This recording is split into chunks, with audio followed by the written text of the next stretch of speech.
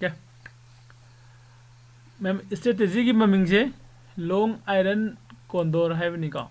मागी लेग मरी लेगने का ऑप्शन की स्ट्रेटेजी ने का ऑप्शन खत्म दने कोई ना मासे अप्लाई तो वो याद से का कोई ने सिगुम्बा मखन की कनो से स्ट्रेटेजी से करी की सी नदीनो हारेगदी नंबर 1 दा कोई होजी को टेक्निकल एनालिसिस ता यामने एडवांस होने हक्ता यामना एक्सपीरियंस लेरबा को अदुगुम्बा मी ओइद्रीबा को अदु मार्केट की डायरेक्शन से अखोइना मखारोम चतुरा मथकलोम दा चतुरा खंगदबनिना को नन डायरेक्शनल ओइबा सिगुम्बा मखन की स्ट्रेटेजी से कोई सिनबा मथौ ताइबा को अदुना अइना हाइनिंग से कइनोगदी हाइरिबसी के आयरन कॉन्डोर हाइरिबा को स्ट्रेटेजी से मासिने लाइसे मार्केट की डायरेक्शन से मथकलोम दा कार सुनंगी प्रॉफिट ने मखारोम दा कुमसु नंगी प्रॉफिट ने को अदु मागी रेंज से लैदुरी मयाइ दे को हाइरिबा रेंज से सिसिदा लैदगदी नंगी लॉस ने को लॉन्ग आयरन बटरफ्लाई का दुम हाइपेट चौरक माने डिफरेंट दो कइनो खितंग ले को मागे डिफरेंट दो सो इकोन दुम हाइरके हाइरिबसी की लॉन्ग आयरन कॉन्डोर सिगी मागी लेग मरी से कोई कमाइने सेम देनो कंद लेग खुदिंग मक से लोइना आउट द मनी लोइना ओगेदमने आउट द मनी लोइना को अद आउट द मनी से क्या ओइदिनो हाइगदी बैंक निफ्टी द को अखोई मयामना खंगनरि से बैंक निफ्टी की जो मागी नोमगी एवरेज द 500 की संग द मूव तौबगी संग से पाबनिना बैंक निफ्टी दना आउट द मनी से 500 की आउट द मनी द चले को अदुगा निफ्टी 50 दना 200 की आउट द मनी द चले को अदो कोई की हजे की सिदा हारिबे स्ट्रेटेजी सिगी एग्जांपल से निफ्टी 50 दोने जेंगमिना सेबा को निफ्टी 50 द करी जेंगिनो दुसु होरेन लास्ट तक खमिना से को निफ्टी 50 द कोई जेंगमिना से निफ्टी 50 की हजी करेंट मार्केट प्राइस नत्रगा स्पॉट प्राइस को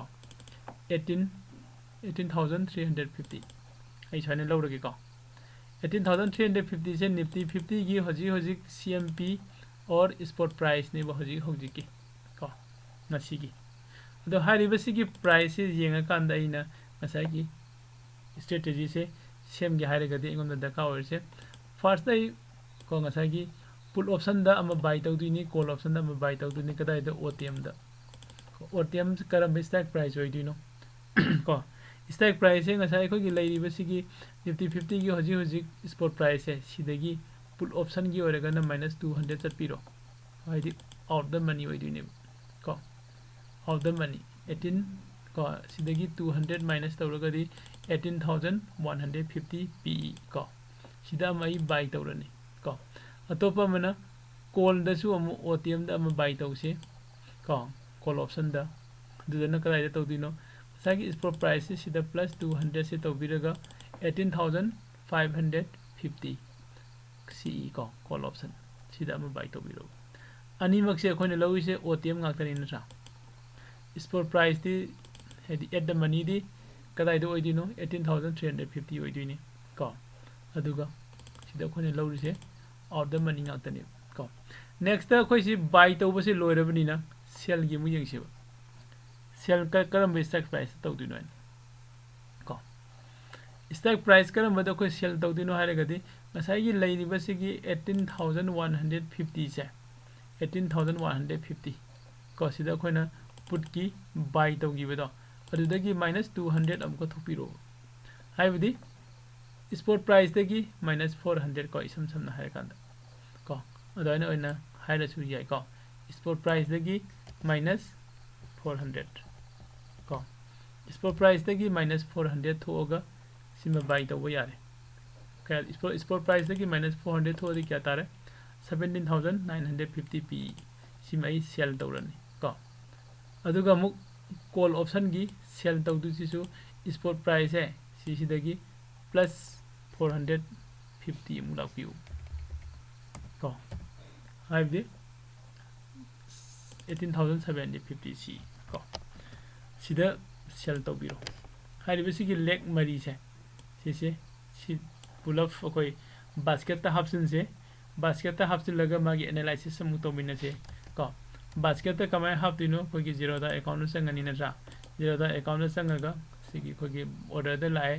बास्केट द लाए basket se in already am si the same ga thamme ko long iron condor sai same bane ko isi open tawrake si the lai se hojiki ko strike pricing duni aina buy tawgiba ani do amma first ki se kya no 18150 pe ko 18150 pe ko ce gina 18550 ce 18550 ce yare ko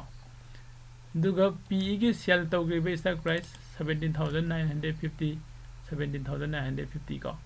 aduga ce gi sell tawgiba strike price 18750 yare ko si pull up se lai sida gi require margin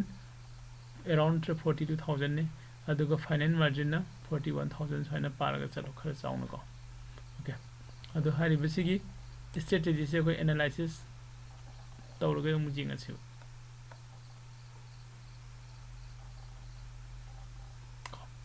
net kitang tabinga tanga min si ko tumja gani sigi strategy se si khone lobu matam da ko agi maximum profit maximum loss agi break even point probability of the profit si mayam le le ko hai ri sigi mayam se skin macha sin da khara aso bude jing min se kano da chalaga sensible da direction ko sensible da khoina sangaga yeng ba jai ngasai sensible already open di tawgram ni ko sida sida le ko sida koi yeng se ko sida my maximum profit 7300 ko maximum loss minus 2700 hairo ko haidi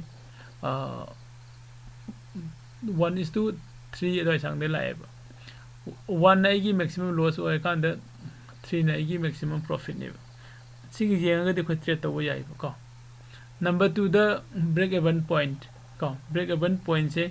ai no ji changi be si dagi mathak da 200 makha da 200 haidi 400 ki sang si da ma si da range ma lai di ba ko sigi range sigi manung si da market se expiry period agadi agi maximum loss se oi ge do ini ba aduga sigi range si dagi mapan da tho ge expiry period ga na agi profit oi ge do ini ba ko atopam na agi maximum loss hai se only thursday numit khatang do oi ga ni ba expiry date da si da agi lai ri ba 2698 hari ba rupees se ai ko loss oi ba yai kadai da sigi range sigi manung de expiry oi ga di ko ado expiry oi da ba numit da sigi range si da lai ga di kamain to wa expiry oi da ba numit da sigi range si da lai ga di hoji hoji ai mouse over to is da jing view ko monday da kai gumba market se 18400 ta lai ba matam da ko ai gi loss 1176 ne ko aduga monday si da kai gumba market se 18550 and above ta lai ga di 1000 gi mathak da ngon da profit lai ga ne ko makham na kum dhara ga di ko makham na kum dhara ga chu monday si da kai gumba ko market si na 18140 and below the lakh matam da gi profit start taw gare ko profit start taw gare aduga asai gi profit se sim lamaga ko khare hindu ga 18000 gi maya da market si high dhara ga di ko ai dum 1000 profit ki maya da chakhare adoi da di monday da na trasu tuesday wednesday da ko high range da gi market se mathak ta ni khangde makha da ni khangde thora ga di ai profit ne badam ko sida profit se ko asai gi ai maximum profit ai hari basi gi 18750 se sida market se joksila ba sida market se joksila ba expiry date di oidari ba ko expiry date di oidari adu hari ba ko gi maximum profit phanggadoriba mafam de joksila ko matam da ai gi profit se ko 3000 to 4000 gi marak sida ai ngon profit se phangani ko aduga hari basi gi maximum profit oidiba mafam se zone se sida laga market se expiry pisila agadi ai gi ngasa gi maximum profit to 7300 to adu dum phangani eko mathak lom da su makharom da su ko adu ngasa ina sida non directional hai do hari basi gi strategy sida direction depend torok tare ko haidi akhoi gumba asagi technical analysis yamne strong oi deriva singse sigi oina sigi strategy se best ne haibni kai gino ka da market se akhoi mathak ka tuira makhala sa turo khoi khangde kaim ta khangde ko khangdabani na सिगी strategy लौसिलगा थम्मगा अखोइना लाइ खुरुमदुइसे मयाइददि लैबिगनो मथक चके सकबिगरो मखादा चके सकरो को मथक चले ई प्रॉफिट लौगे मखादा चले आई प्रॉफिट लौगे हाइबनि मयाइद लैरगन आई लॉस ओगे हाइब को अदु मयाइद लैरगन लॉस ओइबा हाइबसिसु आई खुत्ते लै को आइना लॉस से ओके आई लॉस से सिमखै यौरे को आई सिदगी हेन आई लॉस से पामद्रे आई मार्केट तगी एग्जिट तौथोगे आई अपामने को अदुगा अतोपमना मैक्सिमम लॉस आइगोमदो ओइदुइदो 2698 खक्तने करम मतमदा मागी सिगी रेंज मनुंग से लैरकांद को असागी 400 की रेंज द लेबा मतमदा याइ को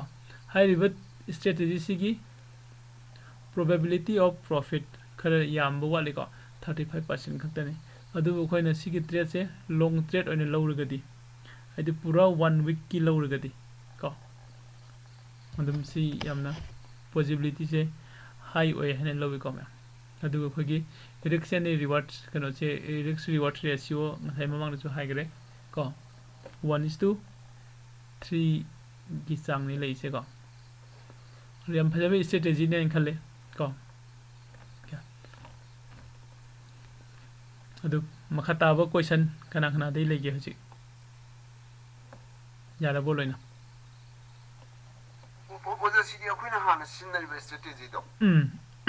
अदु इसिनबु हेना केनो हादि अखोइदा मांगबदा लॉस की चांग हन्तब्रा खले होय ओजा आयरन बटरफ्लाई दगी सिनि हेना बेटर ओइबो मफम लैको कदाइदा नो हाय कांदा सिदा मैक्सिमम लॉस आयरन बटरफ्लाई दना याम ओइ सिदना हन्दै अदुगा आयरन बटरफ्लाई ना फबना पीओपी से आयरन बटरफ्लाई द around 71-70% दम पीबको अदुम लैरे अदैदि अमुक कोई फन अमुक जें कांदा आयरन बटरफ्लाई दगी सिगी आयरन कंडोर सिन अमुक मु फै पैसा जामदन चंगेबको अदैदि आयरन बटरफ्लाई ना फबमना सिगी शेप से ग्राफ की शेप से आयरन बटरफ्लाई ददी V शेप ने V शेप ओइबदुना सागी एक्सपायरी ओइबा मतमदा मागी 500 की रेंज द एनी मफमम द एक्सपायरी ओरगदी मैक्सिमम लॉस ओइगनी हाइरमबदो आयरन बटरफ्लाई दसी V शेप ओइबदुना मागी यामना पॉइंटेड ओइबा मफमदो अदु खक्तंग द मैक्सिमम लॉस तो ओइदुनी अदुबो सिदने अमुक हेना नुंगारपम नंगी मैक्सिमम लॉस से 2698 खक्तंग ओइरकपनिना ओइनिंगो मफमदो ओइसनो अखोइ हाइदि रिस्क तो को खोइना मिनिमाइज तौसिलकपसे सिसिनि हेना मु बेटर ओइबदसु लाइ को सी मयाम से लई को अदो मयाम द इन हाइनिंगसु औ लॉट ममन सिना होंगे सिना होंगे जे कइनो जा आउट द मनी द लोइन लौरेबे एट द मनी अमता याउदरेब को आउट द मनी द लोइन लौरबनिना बाइसु सेंसु आउट द मनी ngakतनि लोइनम अदुदि कोई पैसा चंग बेसांसु हेंदरे को अदो ओवरऑल जेंगा कांदा कोगी अयाम सरुक द आयरन बटरफ्लाई दगी को कोंडोर ने हेना फवे हे बेटर ओय हाइसे हाइनिंग एदुम को अदो मयाम न कइगुंबा सी से हारिबा ट्रेड से को लौनिंग अब को मंडे निमित दसु अखोय एदुम लौमिना से पुन्ना मंडे ते लौबु नंगनी Monday Tuesday Wednesday Thursday 4 days लैदिबु को दे कनागुंबा जस्ट सिगी ट्रेड से लौनिंग बा को मीसिंग अदुगा खोगी लाइव ट्रेड की लिंक फंगदबा यावरगसु WhatsApp दम तौबिरो को WhatsApp दम तौबिरो आई कनोदा ग्रुप ते ऐड तौरके अदैदि अमुक कनोदसु खोगी लिंक दो दम थारके जानी को मैम हजी हम थेंगना लाखिबदो कनानो